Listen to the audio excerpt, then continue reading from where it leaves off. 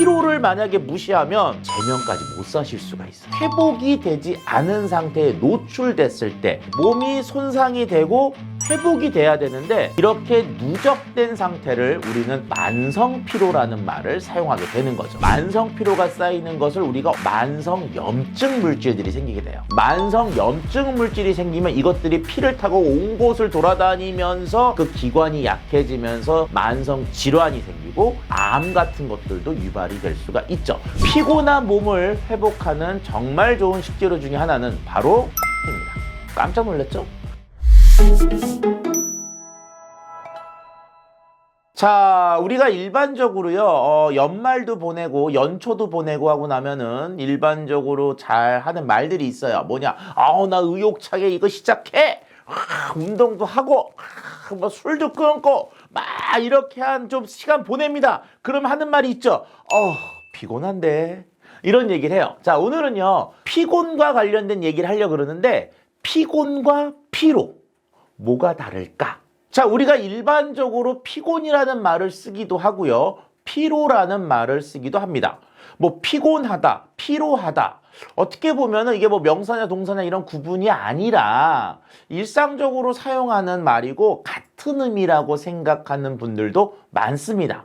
물론 일상적으로는 같은 의미로 사용되는 게 맞는데 저의 개인적 의견과 약간 학술적 의견을 겹쳐서 놓고 보면 피곤과 피로는 좀 다른 면이 있어요.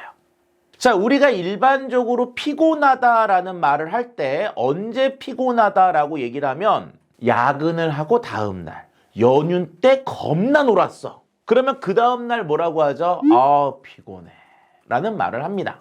피곤이라는 개념은 실질적으로 몸이 과중한 상태의 움직임, 과중한 상태의 스트레스를 받아서 이 부분이 아직 회복이 되지 않은 상태라고 생각하면 될 것 같아요. 우리 몸은요, 손상과 회복이라는 양쪽의 저울이 움직이고 있거든요.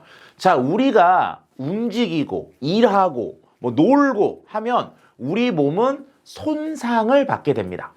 손상을 받게 되면 우리 몸속에 있는 여러 가지 장기나 기관들은 기능이 점점 떨어져서 원래의 역할을 못하게 되죠.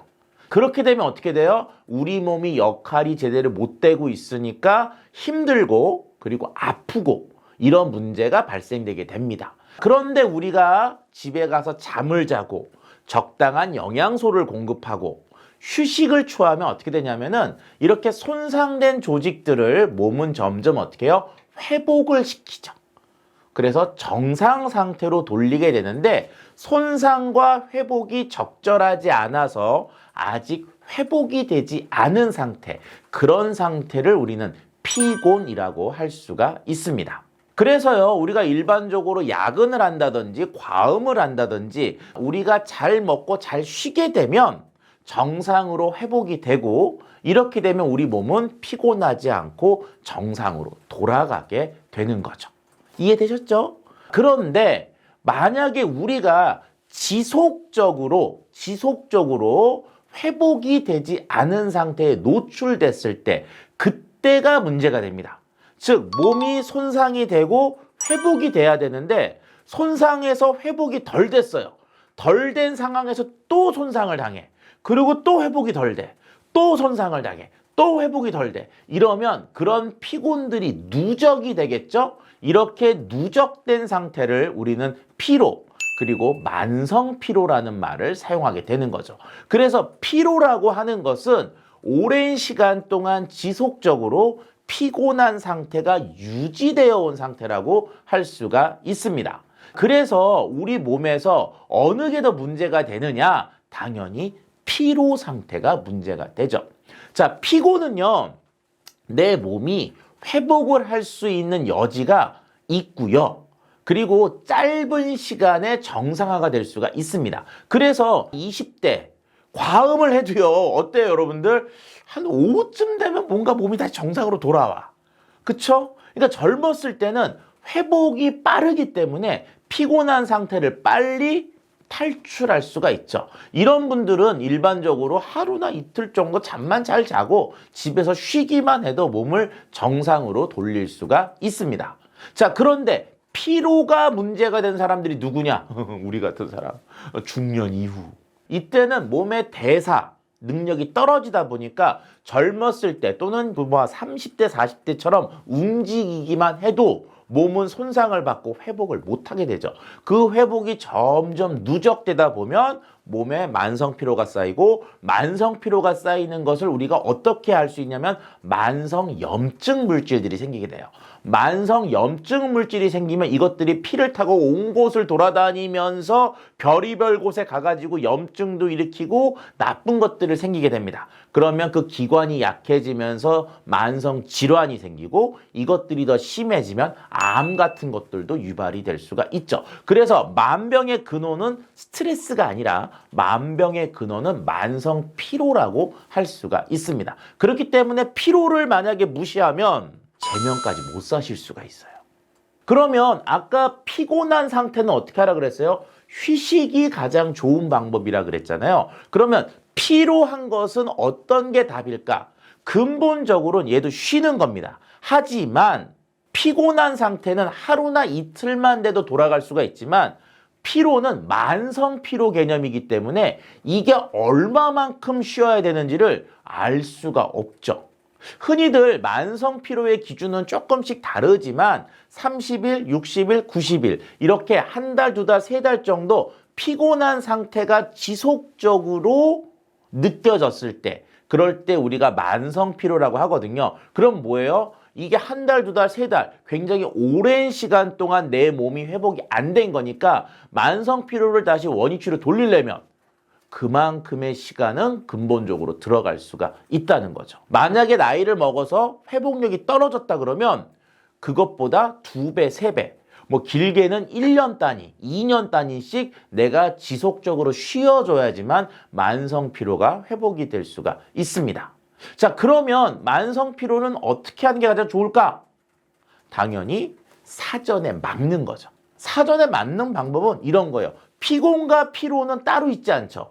그 속에는 뭐예요? 손상과 회복의 관계가 있다 그랬으니까 내가 몸속이 손상이 덜 되고 회복을 빨리 시키는 그런 양날의 움직임 속에서 내 몸을 보관하고 또는 보호해 주는 게 좋습니다. 자, 여기에서 피곤을 회복하는 좋은 식재료, 식품 하나 소개해 드리려고 하는데요. 만약에 내가 피곤한 상태다, 뭐를 먹으면 회복이 좀 잘 될까요?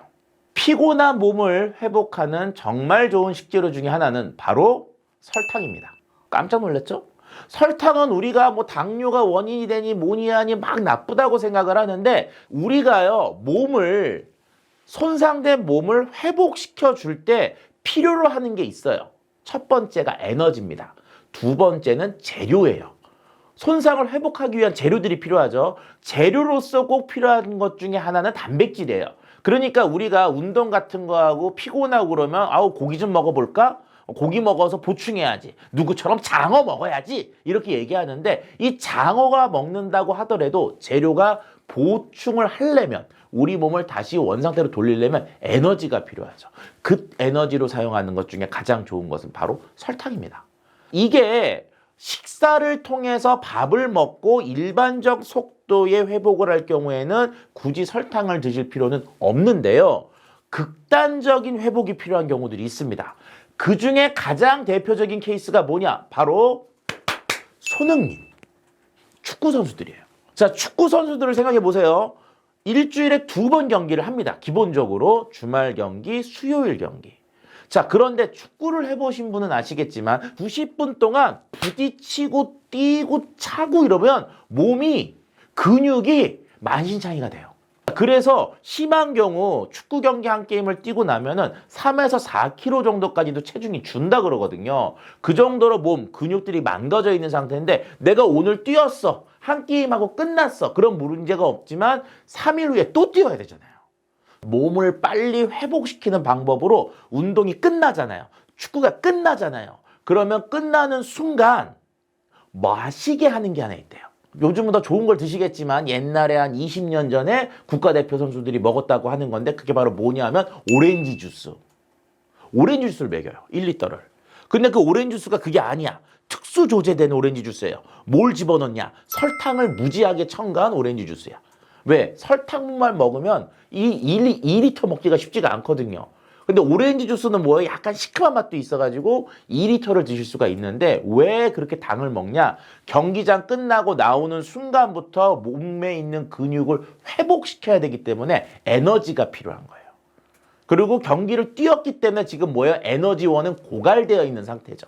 이렇게 극단적인 상황에서 극단적인 회복을 하는 분들은 바로 설탕을 드셔줘야 됩니다. 자, 우리가 극단적으로 에너지를 사용하고 회복해야 되는 경우들 뭐 있을 수가 있죠. 주말에 등산을 갔다 왔어. 아니면 주말에 험한 운동을 했어. 또는 운동을 하고 있는 중이야. 이럴 경우에는 몸의 회복을 위해서 또 심한 손상을 막기 위해서 설탕의 공급이 오히려 긍정적으로 필요합니다. 만약에 이때 설탕 공급을 제대로 안 해주잖아요. 오히려 손상과 회복에 문제가 생겨서 손상은 더 크게 되고 회복은 더 더딜 수가 있어요. 그런데 당뇨가 됐잖아요. 그럼 당뇨가 됐다는 건 뭐냐? 뭐 지금 우리나라 당뇨는 뭐 거의 뭐 4분의 1, 뭐 2분의 1까지도 될 거다라고 하는 미래의 국민병이라고 얘기를 하는데 당뇨 같은 경우는 설탕을 막 공급할 수가 없잖아요. 그러니까 그런 분들은 뭐예요? 당연히 회복이 늦죠.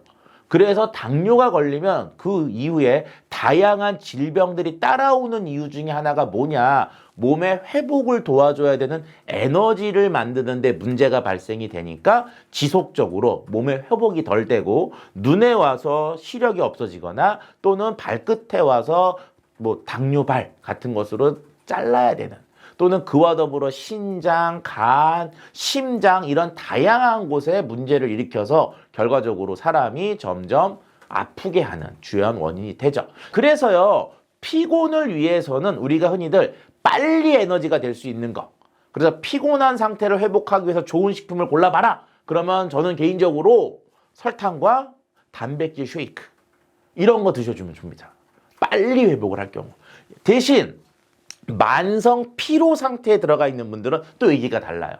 만성 피로는 몸의 대사 자체가 떨어져 있는 상태고 그리고 몸에 힘이 없는 상태 그리고 지속적인 노력이 필요한 거기 때문에 이렇게 소화 흡수가 빠른 것보다는 식단 쪽에서 차근차근 올려줘야 되죠. 그래서 단백질 위주, 뭐 고기랄지 달걀이랄지 뭐 우유랄지 또 생선이랄지 이런 것들을 충실하게 해주면서 뭐 당뇨 같은 질병이 없으면 지속적으로 밥도 공급을 해주면서 양질의 탄수화물, 양질의 단백질을 지속적으로 공급해주는 게 필요합니다. 그래서 피곤과 피로일 때 좋은 식품은 좀 다른 특성이 있어요. 그런데 한 가지 공통점은 있습니다. 피곤이나 피로일 때 무조건 잠을 잘 자야 돼요. 옛날에 잠이 보약이라 그러잖아요. 잠이라고 하는 건 뭐냐? 우리가 손상된 조직을 회복해주는 시간이에요. 그래서 잠을 잘 자야지만 몸은 회복을 하게 되고 그 회복을 토대로 해서 몸은 정상 컨디션을 찾게 되는 거죠. 그래서 우리가 일반적으로 잠을 잘 때 푹 자야 되는 것도 있고 그리고 너무 공복 상태로 자는 것은 회복을 나쁘게 할 수도 있습니다. 다이어트를 위한 식단, 즉 그래서 뭐예요? 6시 이후에 먹지 말고 자고 이런 얘기들은 살을 뺄 때의 마인드고 몸을 회복할 때는 오히려 적당하고 양질의 저녁을 먹고 어느 한 2시간 정도 지난 다음에 그리고 숙면을 취해주는 게 좋은 거죠. 그래서 잠이 좋은 거다라고 하는 것은 다이어트에서 좋은 거와 피로와 피곤을 회복할 때 좋은 건 또 다른데 어쨌든 양질의 잠을 자는 것이 매우 중요합니다. 자, 그래서요 오늘은 제가 피곤과 피로에 대한 차이 설명을 드렸고 피곤할 때 먹는 거와 피로할 때 먹는 거 조금 다르다는 설명을 드렸습니다. 그러면서 가장 좋은 건 뭐라고요? 잠이에요. 좋아요와 구독 눌러주시고 숙면 취하세요.